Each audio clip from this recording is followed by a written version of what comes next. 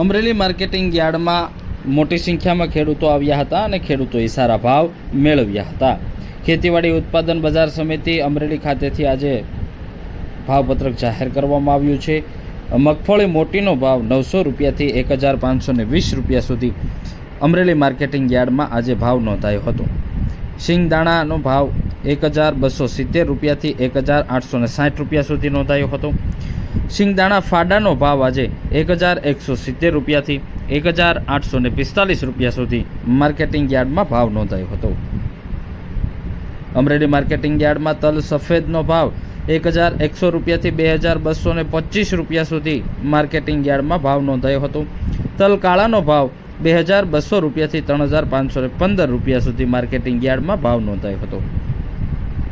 તલ કશ્મીરીનો ભાવ 2245 રૂપિયા સુધી અમરેલી માર્કેટિંગ યાર્ડમાં નોંધાયો હતો।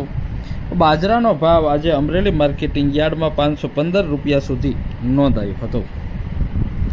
જુવારનો ભાવ 375 રૂપિયાથી 930 રૂપિયા સુધી નોંધાયો હતો।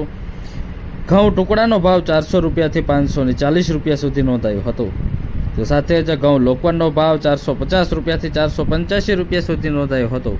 અમરેલી માર્કેટિંગ યાર્ડમાં મગનો ભાવ 1540 રૂપિયાથી 1820 રૂપિયા સુધી મગનો ભાવ નોંધાયો હતો। ચણાનો ભાવ 950 રૂપિયાથી 1060 રૂપિયા સુધી નોંધાયો હતો। ચણા દેશીનો ભાવ 1020 રૂપિયાથી 1035 રૂપિયા સુધી નોંધાયો હતો।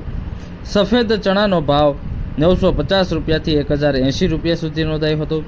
તુવેરનો ભાવ 890 રૂપિયાથી 1420 રૂપિયા સુધી નોંધાયો હતો। માર્કેટિંગ યાર્ડની અંદર કપાસનો ભાવ 1000 રૂપિયાથી 2000 રૂપિયા સુધી નોંધાયો હતો। માર્કેટિંગ યાર્ડ અમરેલીમાં આજે રેકોર્ડ બ્રેક ભાવ નોંધાયો છે। કપાસનો ભાવ આજે 2000 રૂપિયા સુધી પહોંચ્યો છે। એરંડાનો ભાવ 1090 રૂપિયાથી 1265 રૂપિયા સુધી નોંધાયો હતો। જીરુનો ભાવ 2000 રૂપિયાથી 3830 રૂપિયા સુધી નોંધાયો હતો। રાઈનો ભાવ 1100 રૂપિયાથી 1300 રૂપિયા સુધી નોંધાયો હતો। તો સાથે જ માર્કેટિંગ યાર્ડમાં ધાણાનો ભાવ 2390 રૂપિયાથી 2540 રૂપિયા સુધી નોંધાયો હતો।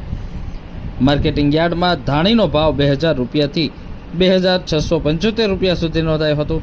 અજમાનો ભાવ આજે માર્કેટિંગ યાર્ડમાં 2100 રૂપિયા સુધી નોંધાયો હતો।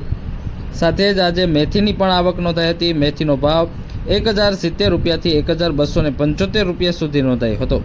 સોયાબીનનો ભાવ 1000 રૂપિયાથી 1300 રૂપિયા સુધી અમરેલી માર્કેટિંગ યાર્ડમાં નોંધાયો હતો। મરચાં લાંબાનો ભાવ 970 રૂપિયાથી 3690 રૂપિયા સુધી આજે માર્કેટિંગ યાર્ડમાં બોલાયો હતો।